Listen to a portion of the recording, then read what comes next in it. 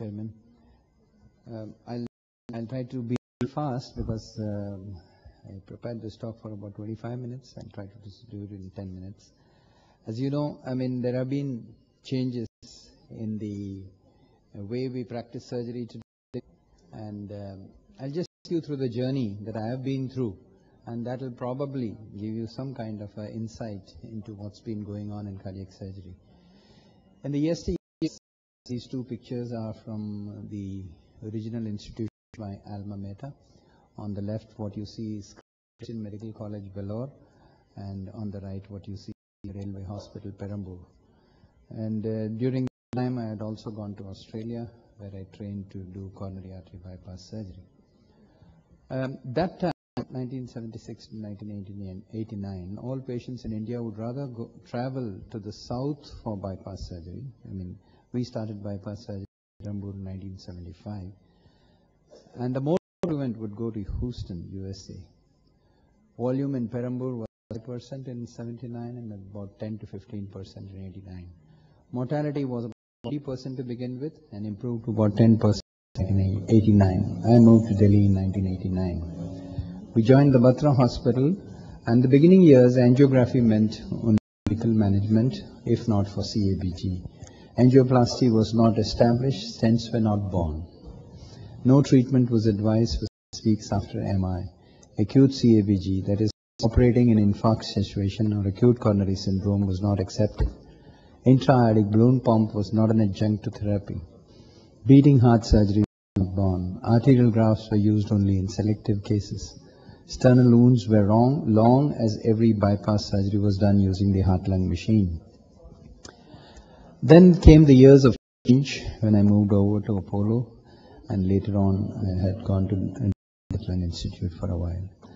Bypass arterial grafts other than the left internal mammary artery were being explored as alternative. Beating heart surgery has begun, and during the same time, simultaneously, angioplasty became more feasible and attractive as a viable alternative. Primary angioplasty with antiplatelets was the main aim of treatment and main method, and CABG was only referred to when PCI was not possible. Drug-eluting stents were fully replacing bare metal stents. These were the years of change. Then later, the present scenario, almost all patients expect that angioplasty and stents are possible always. Primary PCI is preferred over thrombolysis. If PCI is not possible, bypass surgery in acute situation is advised. Beating heart surgery whenever possible is the present fashion. Almost every bypass surgery involves the use of arterial graft to the left anterior descending artery, which supplies over 50% of ventricular myocardium. The second arterial graft to the was either the right internal mammary or the radial artery. Acute bypass is standard of care. This is the present scenario. As you can see, when we started, as I said, the mortality in 1975 when we did the first bypass surgery, it was about 20%, and as you can see, we can almost say it's 0%. So that's a big road to zero mortality. I thought that before I give a lecture, I would probably imagine the questions that would be in the minds of the primary physician. One question would be, what is the real indication of bypass surgery as per the latest guidelines? I'll tell you what the guidelines are. Another question could be, what is the difference in principle between bypass surgery and angioplasty? Why can't angioplasty be done in all patients? Why can't drug-eluting stents be used always? Why beating heart surgery is the preferred technique and not open heart surgery? Why can't we do arterial graft on all coronary arteries? These are the 6 questions that came to my mind. Next 6 would be, why some patients with low ejection fractions do well and why some others don't? Can bypass be done in the acute setting? Can you do it on a Sunday morning? I'm just going to do one. Can concomitant valve repair or replacement be done along with bypass surgery? Can statin antiplatelets improve long-term results of bypass surgery? What is the exact mortality? And what is fast striking. So these are the questions. Now, to help me, I have referred to the guidelines as published in the EACTS task force. And these are the guidelines. As you know, class 1 will not go into this because this is class 1 evidence when there is a procedure which has been proved to be beneficial and effective. Now, indications for surgery. As you can see, in most situations, when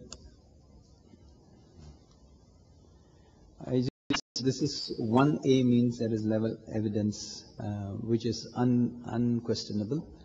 In one vessel disease, proximal LAD, 3 vessel disease with simple lesions, all this 1A indication for bypass surgery.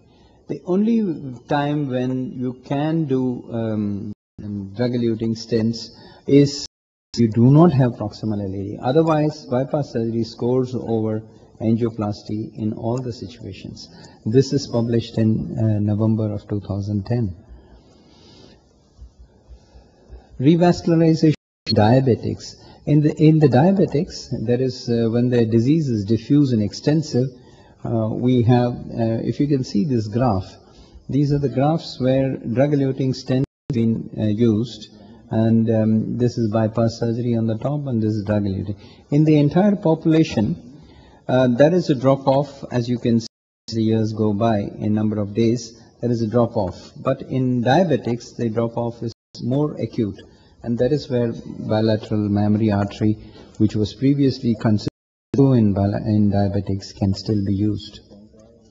The principles in angioplasty, we are operating in the diseased area, whereas bypass surgery, we are not operating in the diseased area. Where we are operating is in the healthy area.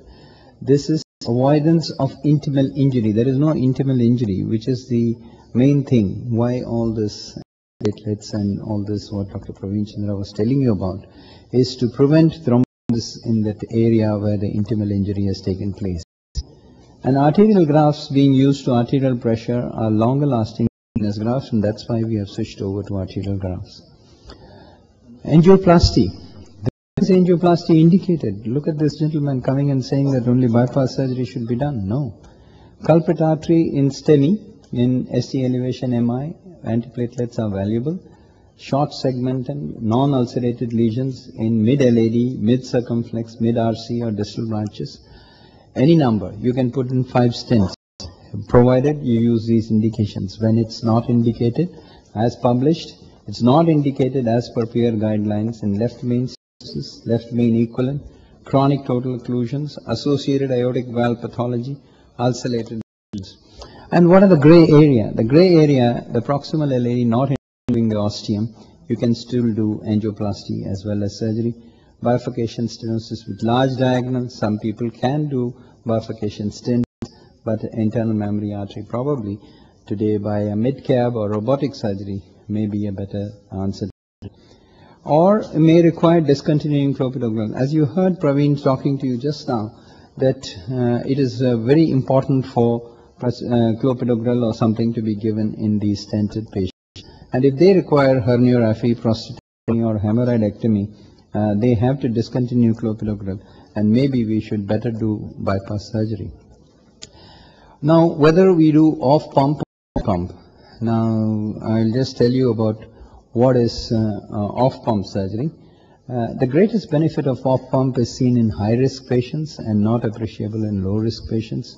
Off-pump appears to have better outcomes, especially in women, in LV dysfunction, in atherosclerotic disease, advanced age, diabetes, renal failure, COPD, CVA, past history, CVA, acute MI, and left main stem disease operations. In all these situations, as you can see, bypass surgery scores better. The heart surgery. What does beating heart surgery? As you can see, the video that is going on is the internal mammary artery being anastomosed to the LAD, where even when the heart is beating. Valuable alternative to open heart surgery with cardioplegic arrest. Uses systemic inflammatory response.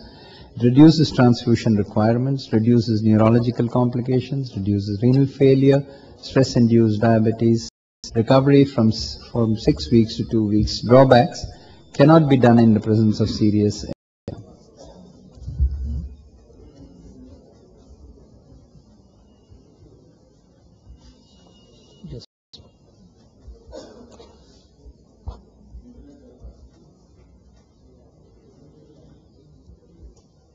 Yes.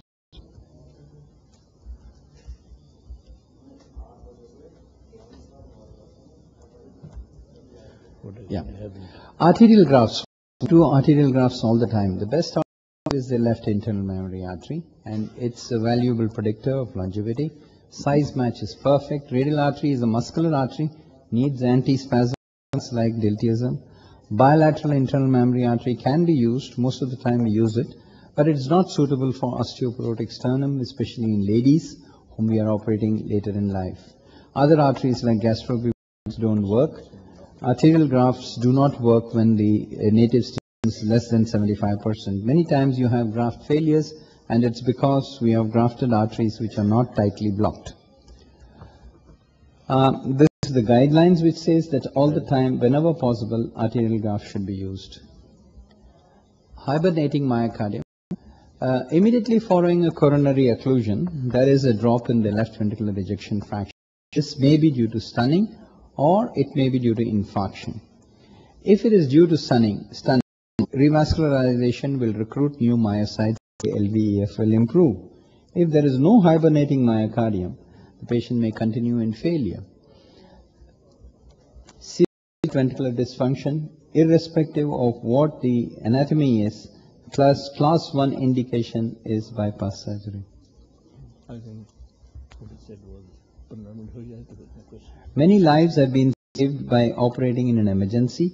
As you know, one of our metro chiefs also operated in an emergency. We had the good opportunity to do it. There is a very distinct role of bypass surgery in this situation. Valuable to us is the saver, where we can use the mediastinal shed blood.